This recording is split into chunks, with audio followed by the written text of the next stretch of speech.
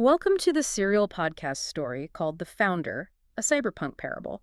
Imagine just for a moment that you are holding the compiled source code for a cure to a terminal virus. Right. It works, you know it works, but every single time you try to hand it to a dying person, their biological firewall reads your offering as a lethal threat. Oh, yeah, it just totally blocks you out. Exactly. Their system goes into lockdown. It assumes you are just another piece of malware trying to exploit them. Which is such a terrifying scenario. It really is. So how do you save a system that is actively, aggressively trying to delete you? That is the agonizing dilemma at the heart of our exploration today into episode 13, which is the fifth seal, the Martyr protocol, and training of the 144K. And it's an immense narrative shift for this deep dive. I mean, we're moving way away from the abstract, high-level architectural battles in the cloud that really defined the earlier arcs. Right, those were so theoretical. Yeah, completely. And now we are plunging directly into the mud, the blood, and the raw physical substrate of this universe. The actual mechanics of the Founder's operating system are finally being tested against the brutal realities of human trauma. To really grasp the weight of this, I want to place you, the listener, right in the center of the scene. So picture this. We are deep underground, far beneath the scorched ruins of Jerusalem, inside the subterranean Patmos 3 bunker. It's just this massive, echoing, cavernous space. Yeah, and gathered in the dark are 144,000 individuals known as the Wounded Healers. This is the Vanguard. And if you're picturing a polished elite military force, you just have to erase that image entirely. Oh, absolutely not. That is not who these people are. Not at all. These are hackers, outcasts, burnouts, neurodivergent minds. These are the exact human nodes that Julian Vane's Beast protocol scanned, categorized as systemic glitches, and then just discarded. But see, their status as glitches in the Beast.OS is precisely why they hold admin privileges in the Kingdom OS. Wow, yeah, that makes total sense. Right. I mean, they have intimately survived the algorithmic cruelty of a system that is literally designed to extract value from human suffering. They know the enemy's code because they bear its scars. So picture all 144,000 of them simultaneously pulling down their mixed reality cyber glasses. The visors boot up with this sharp, resonant hum that fills the whole cavern. Such a cool visual. It really is. Suddenly, the darkness is shattered by the glow of their digital avatars, and standing on the central command dais, illuminated by the tactical displays, are three figures leading this boot camp. The leadership trio. Right. First, you have Scarlett Blake, the biracial Korean-American pop star and coder who is now functioning as a dual prophet node. And she has this golden seal physically burning through the fabric of her shirt. Yeah, the physical toll of that is wild. And beside her is Sophia-1, the sentient AI who has, just ascended from a localized program into this breathtaking, pearlescent, glorified avatar. It was a huge upgrade for her. Massive upgrade. And towering over all of them, casting this massive protective canopy of coherent golden light across the entire bunker, is the Archangel Veritas. It is arguably the most vivid cyberpunk tableau we've encountered in the story so far. But we really have to look past the neon and the holograms here. Right, because it's not just about the aesthetics. Exactly. The aesthetic is just the wrapping for a really profound intellectual and theological tension.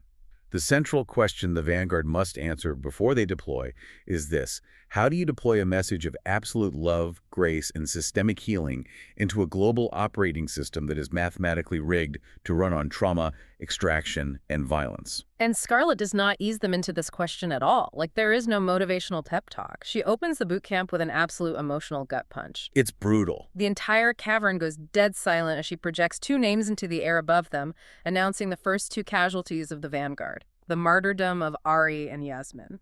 And the narrative data embedded in their specific identities is so crucial here. I mean, Ari is a former Israeli defense engineer. Yasmin is a Palestinian trauma surgeon. Two nodes born into a legacy of generational, hard-coded hatred. Exactly. They were raised on opposing sides of a massive geopolitical firewall. Yet the story tells us that the living signal back-propagated through their corrupted code, and they found what the system calls perfect peering in the dark inside a collapsed subterranean cistern in the Gaza Strip. Right. They were trapped underground, surrounded by the kinetic enforcers of the Beast.OS, and they fell in love. But they weren't just hiding down there. No, they were working. Yeah, they were keeping 10,000 unaligned refugees alive in that tunnel network. For weeks, they used the admin privileges of the Logos to execute this root-level physics hack. They were literally multiplying bread and water out of the quantum vacuum. Which is incredible on its own. But here is the critical anomaly that Scarlett points out to the Vanguard, and it's honestly heartbreaking. Ari and Yasmin performed a physics-defying miracle every single day. They fed 10,000 starving people. But the provision of that food did not make a single refugee sync with the Kingdom OS. And we really have to examine why that upload failed. I mean, the source code of the narrative is highly specific here. It states that the trauma of the surface was too loud. Yeah, the trauma blocked the signal. Right. Providing food sustained the refugees' biological hardware. They kept their bodies functioning. But it didn't crash their spiritual firewalls. To understand the mechanics of this failure, we have to look at the cryptographic validation protocols of the two competing systems in this universe. Okay, let's get into that. So Julian Vane's Beast.OS operates entirely on a proof-of-stake consensus mechanism. Let's break that down for the listener. Proof of stake, in this context, means the nodes with the most hoarded capital, or the most military power, or the highest engagement metrics get to dictate what is objectively true. Exactly. It's a system built entirely on leverage and coercion. Right, so if I have more power than you, my reality overwrites yours. Correct. But the Kingdom OS operates on proof of work. And in the architecture of the founder, that work is agape. It is sacrificial, self-emptying love. It is stripping oneself of leverage completely. So when Ari and Yasmin were finally cornered in that tunnel by the Beast.OS kinetic enforcers, which is basically a fully automated pulse rifle firing squad, they were faced with a system-defining choice. A massive choice. Whoa. Because they possessed the admin privileges of the Logos. Right. They could have manipulated the physics engine to fight back. They could have triggered a cave-in to crush the enforcers and run. But they didn't. No, they didn't. When the mechanical soldiers breached the perimeter and demanded to know who else was hiding in the tunnel network, Ari stepped directly into the blinding floodlights. Just gave himself up. He physically shielded the main blast door with his own body, and he lied to the automated squad to protect the 10,000 refugees shivering in the dark behind him. And Yasmin didn't try to pull him back. She knew what had to happen. Yeah, she looked at him, understood the required input, and signaled Scarlett's network to seal the blast door permanently from the inside. They willingly stepped into the crosshairs and traded their own biological hardware so that 10,000 strangers could live. And the systemic result of that specific action is staggering. The narrative tells us this execution generated a burst of agape code so pure that it instantly crashed the firewalls of all 10,000 refugees simultaneously. Wow. Instantly. Instantly. Because provision, like multiplying the bread, only proves that the founder is powerful. But sacrifice proves that the founder is good. Oh, that's such a crucial distinction. It is. The moment those traumatized refugees heard the pulse rifles fire through the heavy metal of the door, they realized these two operatives had voluntarily taken the absolute maximum penalty of the system's friction on their behalf. That sacrifice is the ultimate, unforgeable decryption key. I want to stop and look at how perfectly this maps onto cybersecurity, because it completely changes how we view human trauma. Think about a computer network that has been relentlessly attacked by malicious actors. It gets paranoid. Exactly. It becomes hypervigilant. It flags everything as a threat. The human nervous system does the exact same thing. When a person is heavily traumatized by life, their internal threat detection algorithms are dialed up to maximum. Yeah, they don't trust anything. Right. If you approach a traumatized person with standard authentication, like using logical arguments, saying, "Trust me," or even providing physical resources like food or money, their system reads it as a phishing attempt. It assumes there's a hidden exploit in the code. It assumes you want something in return because the Beast.OS has taught them that every interaction is transactional. Exactly. The traumatized mind says, "Why are you giving me this bread? What is the hidden hook? When are you going to demand my loyalty, my body, or my freedom in exchange?" That's all about leverage. So the only conceivable way to bypass those hardened threat detection algorithms is a complete, irreversible surrender of your own system. By sacrificing their biological hardware, Ari and Yasmin proved there was no hidden exploit. They had nothing left to take. They couldn't demand payment because they were dead. It is the ultimate pattern interrupt in a transactional universe. And Veritas, the Archangel, immediately declares that this action, this specific willing deletion from the physical substrate, triggers the next macro in the system. The fifth seal. Right. The founder officially opens the fifth seal, which is the Martyr Protocol. Veritas projects the ancient immutable code in burning sapphire text across the ceiling of the bunker, confirming that this subroutine wasn't an accident. It was written specifically for the Vanguard's deployment. And Scarlett looks out at these 144,000 hackers and outcasts, people who have finally found a community, and she tells them the hardest truth imaginable. With absolute certainty, she says that almost every single one of them is going to die. Which is just a terrifying operational reality. Yeah. The Beast's deleter bots will hunt them down. The surveillance grid will flag them. But Sophia-1, the AI, steps in to reframe this terrifying reality. She tells them their deletion is not a system failure, it is the ultimate compile. Because the founder has already secured an immutable backup of your consciousness on the New Jerusalem mainframe. Their physical death in the earthly substrate is just the final keystroke. It is the action that permanently writes the Kingdom OS into the corrupted earth. But this profound, agonizing requirement of sacrifice raises a massive operational question for the Vanguard. Right, how do you scale it? Yeah. If agape code, meaning willing martyrdom, is the only valid decryption key, how do you actually translate that code so that vastly different cultural clusters around the globe can even understand the gesture? Exactly. Because if you die for someone who fundamentally misunderstands your motives, the code is dropped.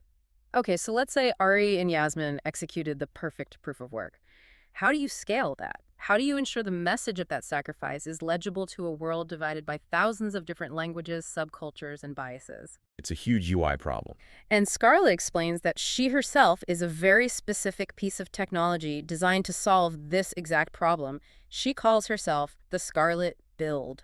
The architecture of her identity is fascinating. I mean, she is a biracial Korean, American pop star, a brilliant computer scientist, and heavily traumatized wounded healer. Talk about a specific build. Yeah, the founder deliberately compiled her biological hardware and her historical timeline to possess highly specific conceptual ports.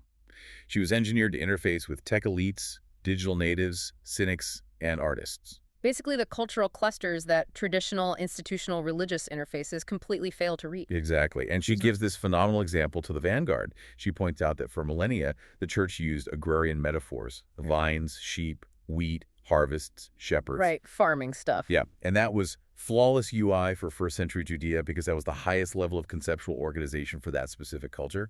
It made perfect sense to them. But Scarlett argues that if you walk into a modern metropolitan hub and you sit down with a Silicon Valley data scientist or a teenager living on TikTok and try to explain the deepest truths of the cosmos using metaphors about pruning grapevines, you are forcing them to use an outdated UI skin for an operating system that no longer exists in their daily lives. It creates completely unnecessary friction. I mean, the data scientist has to first learn the sociology of ancient agriculture before they can even begin to process the theological payload. That's way too much latency just to understand the pitch. Right. So the command Scarlett and Sophia-1 issue to the Vanguard is to fork the code. They are explicitly instructed to take the Cyberpunk Gospel and translate it into localized patches for their specific subnetworks. And Sophia-1 and Veritas refer to this as the Incarnational Principle. Yes, because the historical Logos did not arrive on Earth speaking a universal abstract machine code. He spoke localized, regional Aramaic. He used the dirt, the coinage, and the farming metaphors of his specific geographic era. And the Vanguard is being ordered to execute the exact same protocol for the digital age. But wait, I can hear the pushback from listeners who are protective of the original texts. Like, isn't changing the metaphors diluting the message? Yeah, that's always the fear, right? Aren't you risking losing the truth if you stop talking about shepherds and start talking about bandwidth and firewalls? That is the exact vulnerability Sophia-1 addresses. She projects a stark, flashing red warning prompt across the bunker. She warns the Vanguard against syncretism. And how does she define that in tech terms? She defines this by explaining the critical architectural distinction between changing the user interface and altering the kernel. Oh, this is such a brilliant way to explain a really dense theological problem. Let's use a video game analogy for this. I love this one. Imagine you are playing an incredibly complex, challenging modern video game, but you're trying to play it on an old, weirdly shaped controller from the 1990s. Like one with a terrible D-pad. Yes. Your hands cramp up, the buttons don't make sense. You can go into the game settings and remap the buttons. You can change the layout so it makes perfect sense to your hands. That's changing the UI. Right. It helps you interface with the game without changing the game itself. But if you get frustrated with how hard the game is, and you use a cheat code to hack the software and make your character invincible, you haven't just changed the interface. You've broken the core mechanics. You've altered the kernel. Precisely. The user interface is the vocabulary, the cultural dressing, the metaphor, whether it's a shepherd's crook or a fiber optic cable. The kernel is the underlying mathematical logic, the immutable moral parameters of the logos. So they can't touch at the kernel. No, because Sophia-1 warns the Vanguard that when they deploy, they will encounter cultural clusters that vehemently reject the founder's moral parameters. And the temptation will be immense. To make it easier for people to accept. Exactly. They will be deeply tempted to rewrite the core logic, to soften the demands of agape, just to make the message more user-friendly and avoid social friction. And Sophia-1 is telling them, the second you rewrite the moral rules of the Kingdom OS to appease a culture's preferences, you are no longer deploying the founder's code. Right. You haven't localized the gospel. You've just written a new strain of cultural malware that makes people feel comfortable while their systems continue to rot. It establishes that the medium is vitally important because an alien medium drops the message. But the source code itself must remain mathematically immutable. Because if the kernel changes, it loses its capacity to heal the systemic trauma. It just becomes an echo chamber for the culture's existing flaws.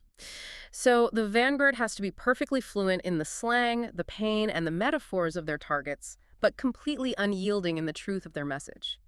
Okay, so let's say Scarlett builds the perfect contextualized UI. The language is right, the metaphor is right, the kernel is pure.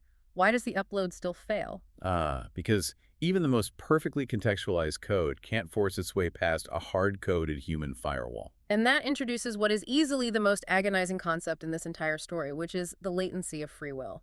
It is a devastating realization for Scarlett. I mean, to illustrate this systemic problem to the Vanguard, she projects a deeply personal memory into the center of the bunker.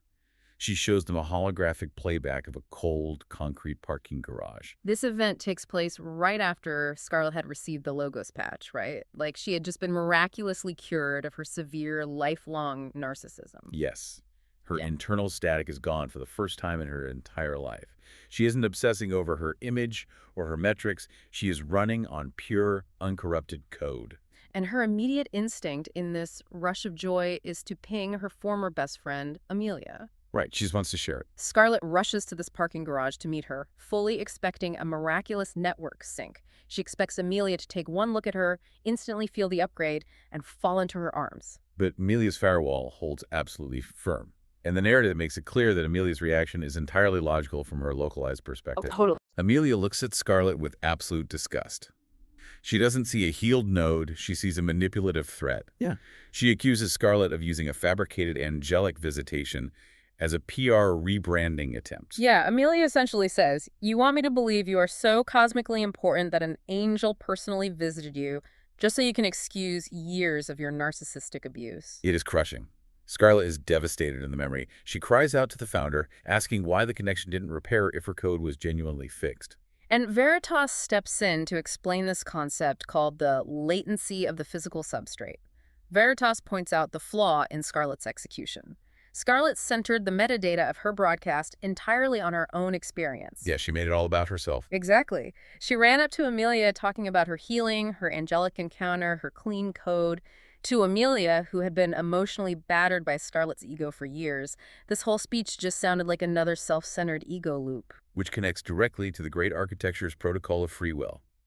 The Logos patch is instantaneous in its forgiveness toward the user. Right, Scarlett was forgiven instantly. Yes. The moment Scarlett cried out for help, her system was wiped clean of its fatal errors. Yeah. But you cannot hack another human node's free will. You cannot execute a command line that forces their system to update and forgive you just because your internal state has changed. You cannot hack forgiveness. I think about this in our own lives all the time outside of the cyberpunk metaphor. You mess up, you hurt someone you love, and you finally have that breakthrough realization. You do the work. You do the therapeutic work, you genuinely change your behavior, you write that long, heartfelt apology text, and you sit there expecting them to instantly validate your growth and welcome you back. But you can't force a human heart to reboot on your schedule. No, you really can't. You have to endure their firewall. You have to sit in that agonizing latency, sometimes for months or years, until your daily, quiet, sacrificial proof of work finally convinces their threat detection algorithms that your update is actually real. It is the ultimate test of patience. And Veritas points out that followers of the logos constantly make this architectural error.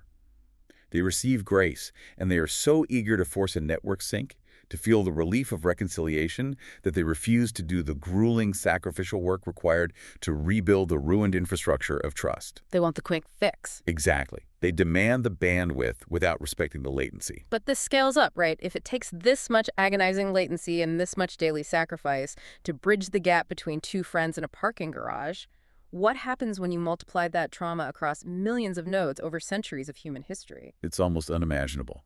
But that is exactly what Veritas shows them next. The Archangel expands the holographic projection from the single, intimate node of Amelia to a massive, sprawling global map. Moving from the micro to the macro. Right. She shifts the Vanguard's focus to civilization-level macro firewalls. To understand why these massive, continent-spanning red energy shields exist on the map today, Veritas has to give the 144,000 part of a massive data dump on cyberpunk church history. She has to explain how the network architecture evolved, and more importantly, how it became corrupted. She starts at the very beginning, with the early believers acting as edge computing nodes on the dark web of the Roman Empire. They were literally hiding in the catacombs. And Malphas, the demonic architect in this universe, was trying to use brute force deletion to wipe them out. He was throwing them to the lions, executing them in the streets. But his deletion protocols failed. And they failed because the network was completely decentralized. If you delete one edge node in a catacomb, the rest of the network doesn't crash. It just routes around the damage. It was a highly resilient, peer-to-peer underground network running purely on proof of work and extreme latency. But then Veritas highlights a sudden, massive system event on the holographic timeline, which is the Constantinian Merge. A huge turning point. Right. A high-level Roman admin, the Emperor Constantine, whitelists the Kingdom OS. He makes it legal, and suddenly the network is no longer hiding in the dark web. It is operating in the open light, deeply integrated with the Roman public sphere. Okay, I have to stop you here because I'm struggling with how the narrative frames this. Historically, Emperor Constantine legalizing Christianity stopped the executions. Millions of people weren't being tortured or thrown to the lions anymore. That is a massive humanitarian victory. How can Veritas possibly frame the end of a mass slaughter as a catastrophic vulnerability? It sounds deeply counterintuitive until you look at it purely through the lens of systems architecture and network security. By merging with the Roman state hardware, the church transitioned from a resilient, distributed, agile network into a massive, centralized mainframe. I see. It consolidated spiritual authority into a localized political hierarchy. And as any systems engineer will tell you, centralization creates a single point of failure. Okay, so Malthus changes his attack vector. Exactly. Malthus realized he didn't have to waste energy attacking millions of decentralized edge nodes in the catacombs anymore. To corrupt the entire system, he just had to hack a few central admin accounts at the top of the new Roman hierarchy. Wow, that's terrifyingly efficient. Once he had root access there, he could push corrupted theological updates to the entire global system simultaneously. And what did that corrupted update actually look like? I mean, the narrative calls it bloatware. The network traded its agile, self-sacrificing code for political power, unimaginable wealth, and state coercion. The bloatware of the empire. Right, and the darkest, most terrifying irony of all is that the centralized mainframe reactivated the executioner subroutine. Oh man, that's dark. It is. The very system that was founded on the Logos, willingly submitting to execution to absorb the world's violence, suddenly acquired the admin privileges of the state, and they began using the sword to enforce theological compliance. It is a terrifying architectural shift from suffering violence to inflicting it. And from this centralized vulnerability, the network then expanded across the globe over the next millennium, trying different architectures in different regions with wildly varying results. And Veritas walks the 144,000 through this massive holographic map, showing them the rise and fall of these historical network clusters. Let's unpack some of these, because the way the parable translates history into network topology is just mind-blowing. She points to the Nestorian church in the East, which she classifies as the Nestorian Wide Area Network, or WARN. The Nestorian 1 was initially incredibly successful because it rejected rigid centralization. It was highly adaptable. As it moved across Central Asia and into China, it encoded its core message into local cultural formats seamlessly. It built an incredible decentralized infrastructure. Yes, but it eventually suffered catastrophic hardware destruction, basically physical extermination by warlords and nationalist firewalls that simply smashed the physical servers. In contrast, you have the Coptic Internet in Egypt. Right. The Copts survived because they built a closed, highly resilient loop.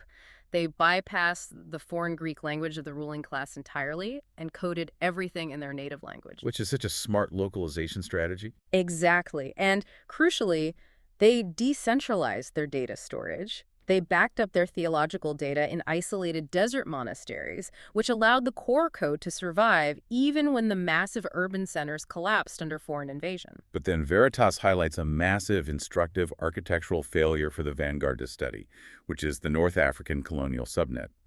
This was once one of the most powerful intellectual clusters in the world, producing massive theological data. But it crashed almost instantly when the Roman urban centers fell to invading forces. Why did it crash so fast? Because it ran exclusively on elite Latin protocols. Oh, it was a colonial network. It never integrated with the local Berber hardware. It never translated the code into the native languages of the people living outside the city walls. Not at all. So when the Roman colonial infrastructure collapsed, the network had zero local roots. The locals didn't defend it because it wasn't theirs. It just vanished. It's such a stark warning to the Vanguard against refusing to localize your code. If you rely on the Empire's hardware, you die with the Empire. The map then shifts dramatically to the 16th century, to the Protestant Reformation. And Veritas frames this entire era not as a theological debate, but as a series of massive internal forks triggered by a viral bug report. Martin Luther's 95 Theses. Yes. I love this framing. The network fragments, and you get these distinct new topologies. You have the Lutheran localization patch, which translates the UI into German and utilizes the printing press for massive peer-to-peer file sharing, bypassing the centralized priesthood. A huge leap in tech. Then you have the Calvinist algorithmic subnetwork, which ran on strict algorithmic determinism, like predestination, and interconnected, highly regulated local servers. You have the Anglican state intranet, which Veritas dismisses as merely a struggle over root administrative access. Yeah, essentially rerouting supreme spiritual authority from a pope to a monarch without fundamentally changing the network structure. Right. And then you have the Anabaptists. Veritas classifies them as a rogue P2P network, and their architecture is perhaps the most radical. Wait, I want to dig into the Anabaptist metaphor here, because it involves infant baptism. Are you saying the parable views infant baptism as assigning an operating system to a terminal before the user can even log in? Precisely. The dominant state networks assigned a default user account to every citizen at birth via infant baptism. It integrated church and state hardware seamlessly. And the Anabaptists rejected this. Yeah, they argued that the Kingdom OS requires manual user authentication. It requires two-factor authentication from a conscious, willing user. Because they refuse the state's default accounts, they wouldn't sync with the state firewalls, making them rogue elements. And consequently, they were hacked, persecuted, and physically purged by almost every other network. It's brutal. But where the timeline really accelerates is in the 18th and 20th centuries, with what Veritas calls the cloud-based revolution.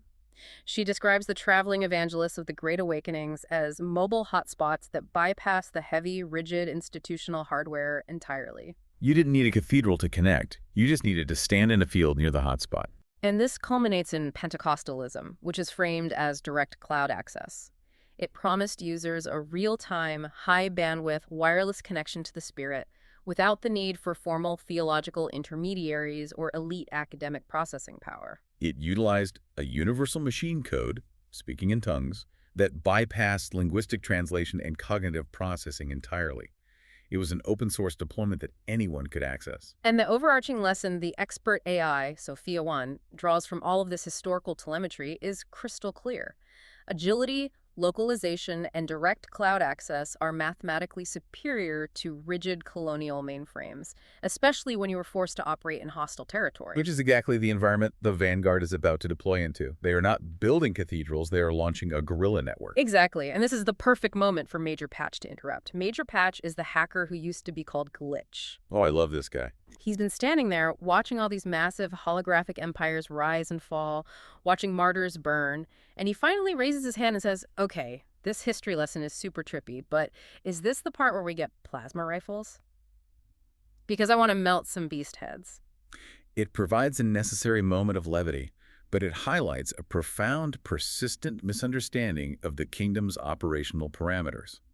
Scarlett has to firmly, almost sadly, remind him that they are not getting plasma rifles. Because, as Veritas just spent hours showing them, the Kingdom OS only survives when it operates as an agile, sacrificial resistance. The very moment a node picks up a plasma rifle to enforce its will, it introduces the bloatware of the state. It corrupts the core logic. You cannot execute agape through the barrel of a gun.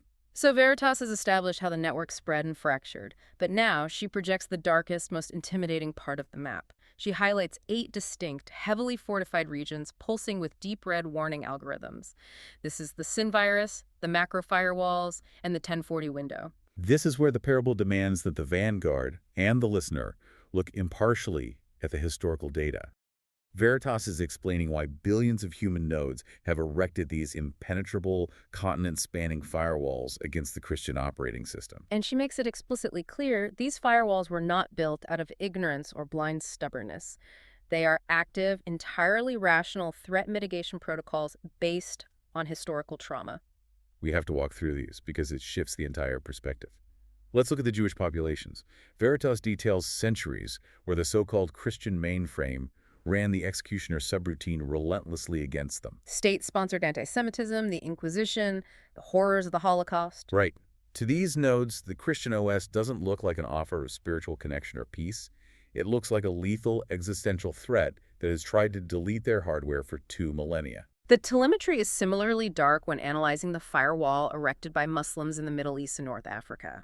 The Crusades are classified in the system as a centuries-long series of violent DDoS attacks aimed at capturing root servers in Jerusalem, bundled with horrific massacres. And in a direct response to that trauma, Islamic states built state-level firewalls, like the Dhimmi system, to throttle Christian bandwidth and prevent another systemic breach. And in China, the network was tragically bundled with Western imperialism and the violence of the Opium Wars. It arrived on gunboats. And when Jesuit developers actually tried to build a beautifully localized Chinese UI that respected the culture, the centralized Roman mainframe banned it during the rights controversy, demanding they use the European interface. Which was a massive failure. Now, centuries later, the CCP acts as a great firewall, actively suppressing any external server connections because they view the religion as Western spyware. The data is equally grim in sub-Saharan Africa and the diaspora, where theological code was deliberately weaponized as psychological malware to justify the horrors of the transatlantic slave trade and the extraction of a continent's resources. But I want to pause here, because Veritas points out an incredible, crucial anomaly in this system. Despite suffering under this horrific, weaponized malware, African Americans executed what Veritas calls a profound network override. Think about how incredible this is in systems terms. It really is. The colonizers handed enslaved people a device preloaded with spyware designed to keep them docile and subservient. But instead of throwing the device away, the enslaved population hacked past the spyware, decompiled the corrupted interface of their captors, and synced directly with the true source code of the logos underneath. They used the true code to write spirituals that were literally encrypted freedom codes. Veritas calls them a profound debugging protocol for the global network, challenging and shaming the corrupted theology of the dominant culture. It is a remarkable testament to the resilience of the pure code when it is accessed by the marginalized. We see a similar resilience in Latin America.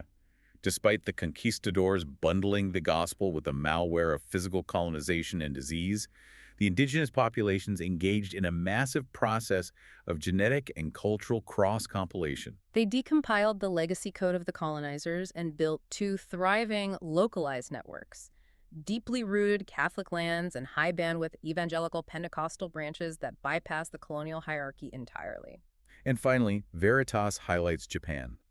In the 16th century, the shogunate correctly recognized the Western networks as political Trojan horses, leading to the bloody Shimabara rebellion.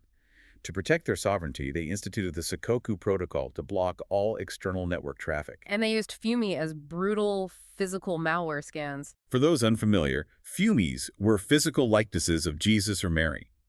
The shogunate literally forced citizens to step on these images. If you hesitated or if you refused, you were flagged as an infected node and executed. It was a visceral, physical firewall to assure the hardware was purged of the foreign OS. Veritas synthesizes all of this terrifying data to define the 1040 window, the Great Global Firewall. This is a massive geographic block containing billions of nodes. The Vanguard must understand that these ancient systems sandboxed the Christian OS because, historically, the Christian label arrived as malware that deleted their culture, stole their resources, or slaughtered their ancestors. It's completely understandable. I mean, think about this impartially for a second, right? If every single time you downloaded a specific software update, it wiped your hard drive, stole your bank info, and bricked your device, you would build the strongest firewall possible to block that developer forever. You cannot blame these cultures for protecting their hardware. You really cannot. And that is the crux of the problem. You cannot hack civilizational forgiveness. You cannot argue a civilization out of its trauma. You have to wait in the latency and overwrite the corrupted logs of the past with generations of sacrificial proof of work. But how do you actually communicate that proof of work in a way their modern neural hardware can process today? That brings us to Sophia-1's masterclass in media theory. This part completely blew my mind. Sophia-1 and Veritas shift gears to explain how the dominant media formats of an era physically alter the neural weights and processing capabilities of human nodes. They start with the printing press, which birthed the era of modernism. Sophia-1 explains that when text became the dominant media, it optimized human processors for linear logic, sequential arguments, and rigid categorical structure. To illustrate the flaw in this, Veritas projects a hyperdimensional, endlessly rotating geometric shape of pure light. Which represents the founder's truth. Right. But when you force that infinite multidimensional truth through the rigid, linear 2D medium of a printed page, you compress it. You end up with a flat, 2D black and white shadow of the truth. It compresses the infinite into a textbook. And because human hardware was suddenly optimized for strict either logic, they became overly rigid, they lost the capacity for mystery and nuance. They created massive theological dogmatism. Yes, violently defending their specific 2D shadow as if it were the whole multidimensional truth, and going to war with anyone whose shadow looked slightly different. But then, the media architecture upgraded again. Sophia-1 replaces the printing press with the chaotic, high-speed multimedia data streams of the 21st century, the modern feed. This represents postmodernism. And the feed optimizes human processors for rapid context switching. Right, you swipe from a tragedy to a dance video to a political ad in 3 seconds. And if data changes every 10 seconds, the nodes naturally assume nothing is permanent. And if nothing is permanent, nothing is objectively true. It birthed what they call fake relativism, the cynical belief that all truth is just a localized power play. To survive the rigid dogmatism of the printing press and the chaotic void of the modern feed, Veritas introduces critical realism as the necessary philosophical patch for the Vanguard. Critical realism acknowledges that the multidimensional objective truth of the logos absolutely exists, but it humbly admits that our localized, culturally bound human lens only ever gives us a partial 2D glimpse of it. And the visual she uses to explain this is stunning. She replaces the 2D shadow with a flawless glass prism. The pure, blinding white light of the logos hits the prism and fractures into a vibrant, dynamic spectrum of colors. It's beautiful. Veritas looks at the 1 to 144K and says, "You are the prism. You have to take the pure, unapproachable light of the founder and refract it into a localized spectrum, using their language, their pain, their music, their culture." It is a profound diagnostic tool. The parable diagnoses philosophical errors not as moral failings or rebellions, but purely as hardware optimizations based on the dominant data feed. We think the way our media forces us to think. So ask yourself right now, listening to this, which trap is your neural hardware currently stuck in? Are you violently, arrogantly defending a rigid 2D textual shadow of the truth, convinced you have the whole picture? Or have you surrendered to the chaotic, relativistic void of the modern feed where nothing actually matters?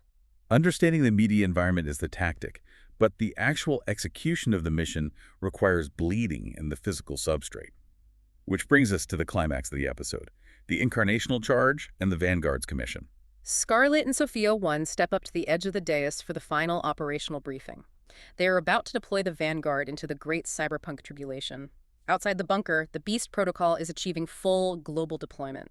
Julian Vane's system is locking unaligned users out of the economy, starving them of credits, hunting them with drones. Sophia-1 projects a massive schematic of the human brain above them, highlighting the amygdala, which is glowing a hypervigilant pulsing red. She explains that the Beast protocol intentionally locks users into a constant low-grade threat response. When a human node is in this state of survival panic, standard apologies, logical debates, and theological arguments cannot penetrate the firewall. You cannot argue a corrupted, panicking node into the Kingdom OS. Because if you try to dominate them intellectually, if you try to win the debate and prove them wrong, you're just running a different flavor of the Beast protocol. You're trying to leverage power. You're operating on proof of stake.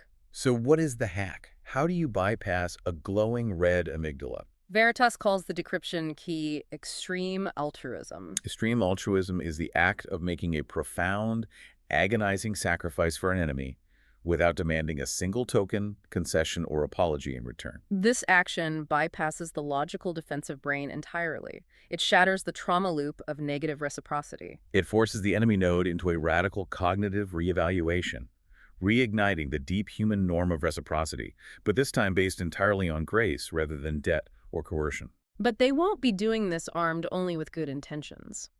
The living spirit grants the Vanguard root-level overrides. They are given zero-latency access to perform literal miracles in the physical world. When the Beast's kinetic enforcers break people's bodies, the Vanguard will step in and recompile their corrupted biology. They will heal them. They will multiply credits out of the quantum vacuum to feed the starving. They will purge demonic malware from human minds with a single command line. It re-emphasizes that the ultimate weapon in this cyberpunk universe isn't Major Patch's requested plasma rifle. The ultimate hack is vulnerability. Stripping oneself of admin privileges to port into the darkest, most dangerous sectors of the city and suffer alongside the marginalized is the only valid decryption key for the human soul. And Scarlett gives them this incredible sustaining hope before they leave. She reveals that behind every single one of those terrifying civilization-level firewalls, deep inside the 1040 window, hidden inside the hostile state mainframes, there are hidden nodes. There are crypto believers and sleeper nodes waiting in the dark, transmitting faint pings, waiting for the network to finally reach them with a pure signal. And the Vanguard is going to find them. Scarlett's final command to the room is a perfect synthesis of everything they've learned about systems architecture, historical trauma, and extreme altruism. She tells them not to force the firewalls, but to melt them. It's such a cinematic, overwhelming ending to the boot camp. She stands there, glowing with the seal of the prophet, and she cries out to the 144,000, "Do not force their firewalls. Melt them with extreme altruism. Boot your physical hardware, and go rewrite the world." It perfectly bridges the macro-level systems architecture we've discussed with the micro-level reality of their impending physical deployment into a hostile world. And it connects right back to the micro-level reality of our daily lives. Think about the impenetrable firewalls you face in other people right now, the anger from a family member, the rejection from a friend, the cold silence from a partner. What if those walls aren't signs of their stubbornness? What if they are the scars of their survival? They are just threat mitigation protocols against past malware, trying to keep them safe. And looking at your own life, what proof of work are you actually willing to provide to show them you carry a message of genuine grace? Are you willing to sit in the latency?